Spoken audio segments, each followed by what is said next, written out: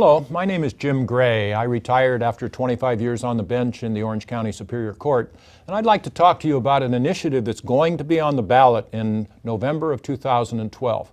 It's called Regulate Marijuana Like Wine Act of 2012, and it will in fact do that. Now, we were involved with Prop 19 on the election in 2010, and I was involved in lots of debates, actually, in which even chiefs of police would say, I don't have any problem regulating marijuana like wine, but I don't like Prop 19 because of this, that, and the other thing. Well, we've cured those potential problems, such that right at the beginning of the initiative, we say, no, we won't change any laws with regard to driving under the influence of marijuana, or any laws with regard to the workplace, or being impaired in public, or using in public for that matter, or of course furnishing to a minor under the age of 21. We also won't touch any of the Prop 215 statutes, etc. But this will, in fact, do wondrous things. Wondrous, maybe that's not the right word, because I don't use marijuana, never have, not interested, and most of you aren't either, although marijuana is the largest cash crop in the state of California today. Number 2 is grapes, by the way. So you know someone is out there using it, and something else, why not?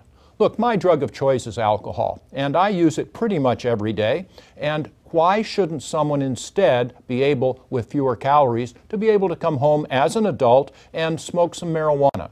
You know, it's a matter of liberty. It's a matter of freedom, and as a practical matter, we haven't been able to stop it. Marijuana prohibition flat out does not work.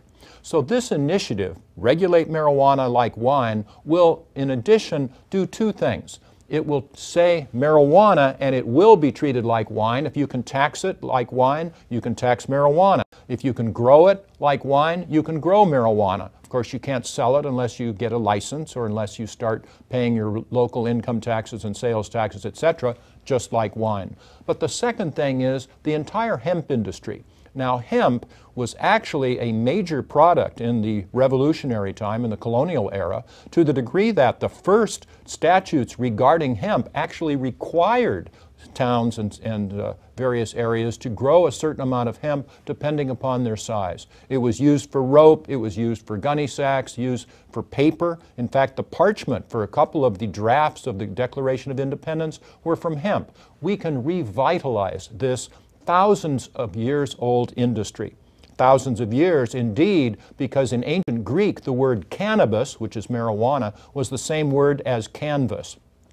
We could go into the Northwest United States or Northern California and actually revitalize the paper pulp industry, because now you really don't have problems, or you do have problems regarding growing trees, but hemp, you can get 4 times the amount of paper pulp from an acre of hemp as you can an acre of trees. It takes a season of about 8 months to grow the hemp and about 20 years to grow the trees. And that's just for openers. So these are things that we can and will accomplish with your help. I tell folks, you know, I've been doing this, speaking out against drug prohibition, ever since 1992, when I did something a bit unusual for a sitting trial court judge and held a press conference stating my opinion, which is certainly not changed, that drug prohibition has failed us and failed our children. And so, well, I've been running into the wind, running into walls, in effect, a lot of times, until Prop 19. And then you'll probably remember, with Prop 19, we legitimized the conversation. Yes, it only got 46% of the vote eventually for some of those defects, but people were taking this seriously, as well they should. And so with Prop 19, I believe now that we're running with the wind at our backs. And then you might have noticed, several weeks ago, the Global Commission on Drug Policy came out with a report saying the United States war on drugs and the war on drugs around the world is a colossal failure. And who was the authors of these things? A former Secretary General of the United Nations, 3 former presidents of Argentina, Mexico, and Brazil, former Secretary of State George Shultz, and no man's liberal. He was a Secretary of State under Ronald Reagan. We have other people as well, Richard Branson, an entrepreneur for Virgin Industries, etc. So these are things that people are now understanding. Let's say, protect our children past regulate marijuana like wine. Why? Because today it's easier for young people to get marijuana than it is alcohol. And it's also corrupting our children by getting them to sell it. We can do away with that. We do not have Mexican drug cartels today competing with Robert Mondavi by raising illegal vineyards in our national forests. The same thing will happen with marijuana.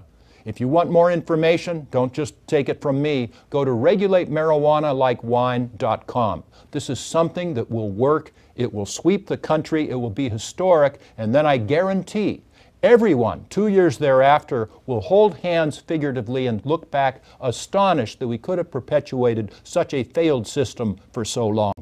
Regulate marijuana like wine. It's the right thing to do. Vote yes.